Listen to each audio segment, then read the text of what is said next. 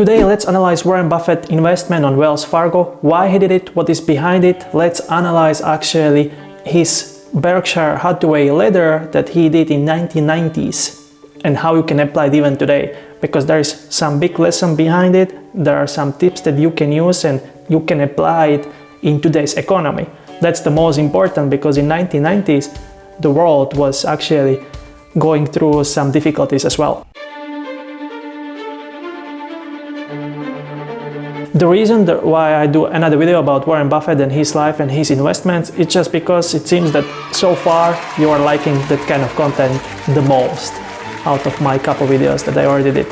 So with that being said, let's just begin. Buffett's letters are too much into info, too much into deep, which they should, right? Because it's important stuff, and I was always like, I don't want to read it through when there was something new released, whether it was Buffett or other famous investors, because there was so much info and I didn't have like time and sometimes energy for it, you know.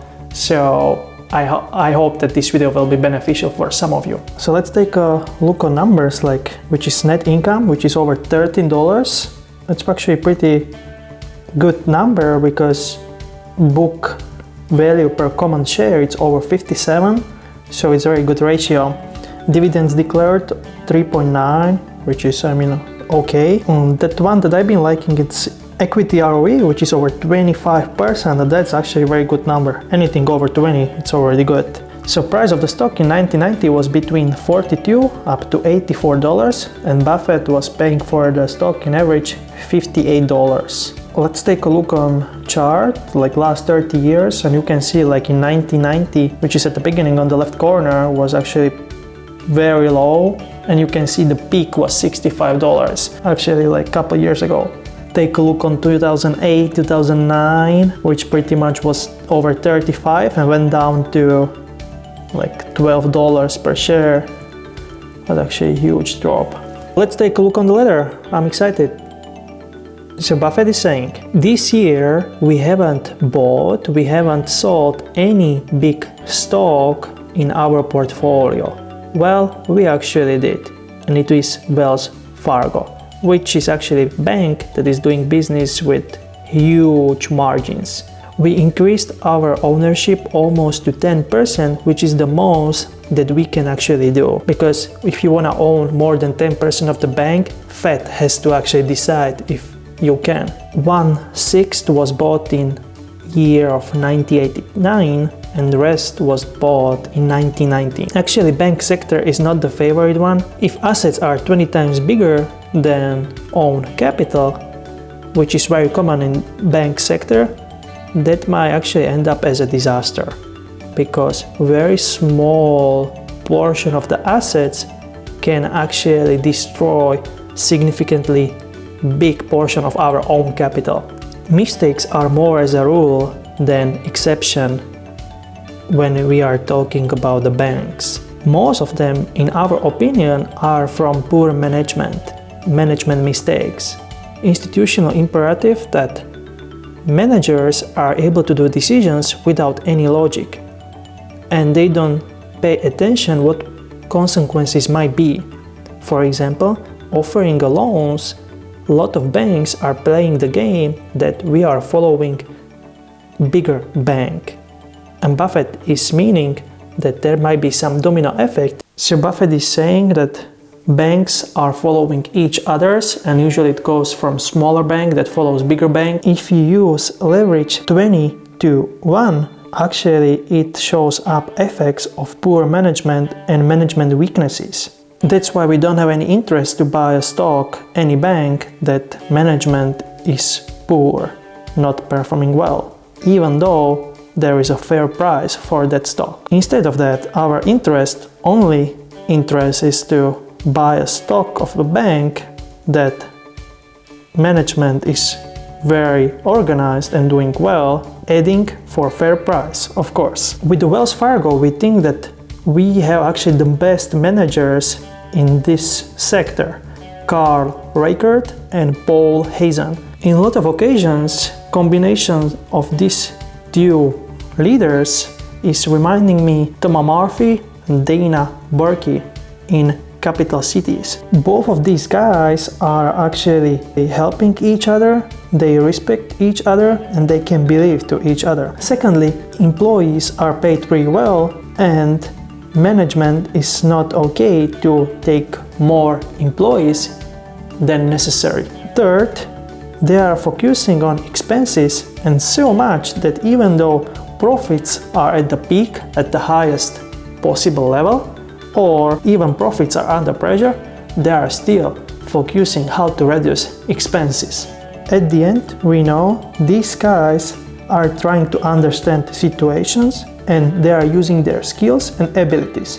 They are not using their egos. Our purchase in 1990 was easier because there was a chaotic situation, especially in the bank sector. Cheating was already there.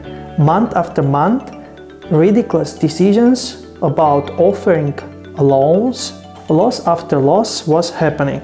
Often based on management promises that everything is fine. Then investors, understandable, find out that conclusion is that we shouldn't believe any numbers if it comes from the management of the bank. So Buffett is saying that, when you are buying a business, numbers are very important, but especially in bank sector, you cannot believe just the numbers because there is so much happening behind, and you have to find out. Let's continue. We were actually able to buy almost 10% of ownership, and it cost us 290 millions. Wells Fargo is actually pretty big. They have over 56 billions in assets, which were making over 20% on own capital and 1.25% on assets. Then the Buffett is actually comparing if he wouldn't buy 10% of the Wells Fargo, but he would put that amount of money into similar bank with the similar interests, but with 100% ownership. So he would buy whole company for that amount of money. And he is saying it wouldn't make sense because we know that this management in Wells Fargo, it's actually very good. That's actually a very good lesson as well, that management really matters. So they were working in Wells Fargo very short time, but Buffett was very believing them because they had a successful history in other businesses. So let's continue. Of course, we know owning the bank or any other business, it means there is some risk. Banks in California are actually participating in the risk, which is very specific. For example, bigger earthquake. What he is meaning that people who borrowed the money will not able to pay money back, and that might actually destroy all banks over there. Second risk is systematics. Possibility that businesses are not gonna perform well, or financial panic will be that significant that it might actually put banks in the danger because bank is in big debt. In this scenario, it doesn't matter how good is management. Third one, the most important one, is that price of the real estate on West Coast will collapse because there was a huge bubble going on, and it will end up into huge losses for the banks because banks were financing it. None of these scenarios might be excluded. Probability that first two will happen, it's very low. The third one, that even that there is gonna be a huge slowing downtrend in real estate, it shouldn't end up in bigger problems for good managed banks. Little bit of mathematics behind it. Wells Fargo is making over 1 billion before taxes a year.